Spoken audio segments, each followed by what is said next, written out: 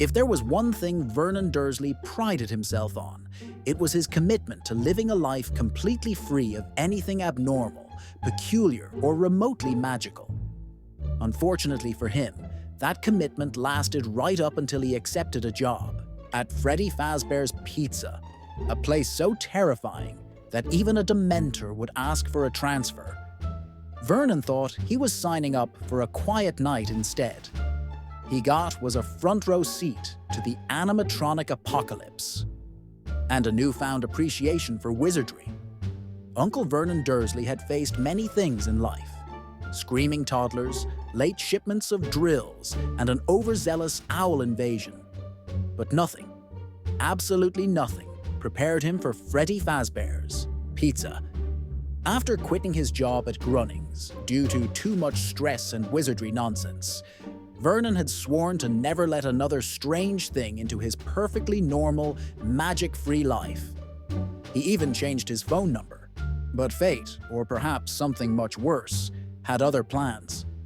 It started when he stormed out of a job center, having been offered a position as a dragon feeder in Romania. He suspected that boy had something to do with it. As he grumbled his way through a stack of classifieds, greasy with bacon fingerprints, one ad caught his eye. Now, hiring. Night security guard at Freddy Fazbear's Pizza. Quiet job. Minimal effort. Paid weekly. Must not be afraid of animatronics. Sounds perfect, Vernon muttered, adjusting his walrus mustache. Animatronics. Much better than bloody broomsticks. That evening, he waddled into the pizza place with his usual air of unwarranted confidence. The manager, a pale young man with twitchy eyes and a mysterious bite mark on his arm, handed him a clipboard. You'll just need to watch the security cameras and keep the, performers in check. Performers? Vernon asked, squinting suspiciously at a poster of a large animatronic bear waving with dead, soulless eyes. Yeah, the manager said, already backing toward the exit. Don't worry, they only move at night, Vernon scoffed. Bah! If I can survive that ruddy Potter, turning my living room into a zoo, I can survive a few robotic teddy bears. Night one began.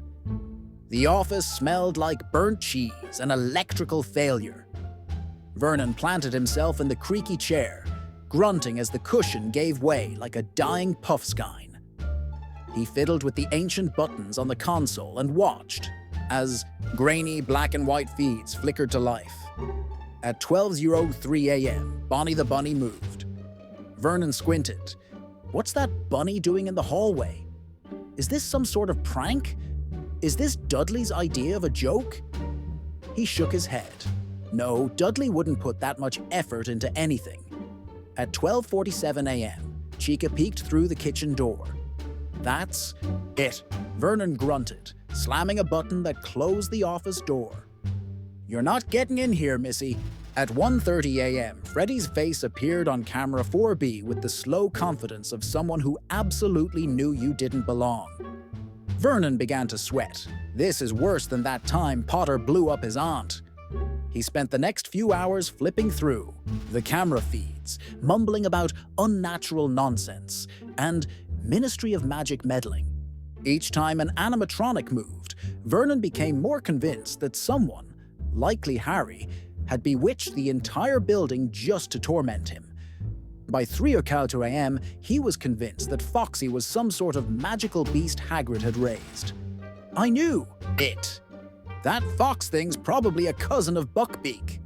When the power ran out at 5:47 a.m., Vernon stared into the pitch black, the haunting jingle playing in the distance. No, he whispered, shaking his head violently. No more singing. Bears. I'd rather go to a Quidditch match with Petunia. The lights flickered. Freddy's eyes glowed. Vernon screamed like a mandrake in puberty. The next morning, the manager found Vernon passed out in the broom closet, hugging a mop named Margaret. I've seen things, he whispered as they helped him out. Bears. Chickens. The rabbit talks. You lot are worse than the Ministry. He stormed out, tore up his uniform, and went straight home. When he walked through the door, Petunia asked how his first shift went. "I want Potter back," Vernon said without blinking. "I want the magic, the owls, even the weird friend with the ginger hair. Just keep me away from singing animals." That night, Vernon left a note taped to his front door. "No more animatronics. Wizards welcome." Somewhere in the distance, Harry sneezed. And so, after one night of sheer robotic terror, Vernon Dursley vowed never to complain about Harry Potter's magic again. Owls in the fireplace? Fine. Floating pudding? Lovely. Giant Hagrid breaking down the door? Come on in, lad. Because when you've stared into the glowing eyes of a homicidal chicken at 3 a.m., suddenly Hogwarts doesn't seem so bad. Vernon went back to his normal life, though he still jumps at the sound of birthday songs, and refuses to eat pizza ever again.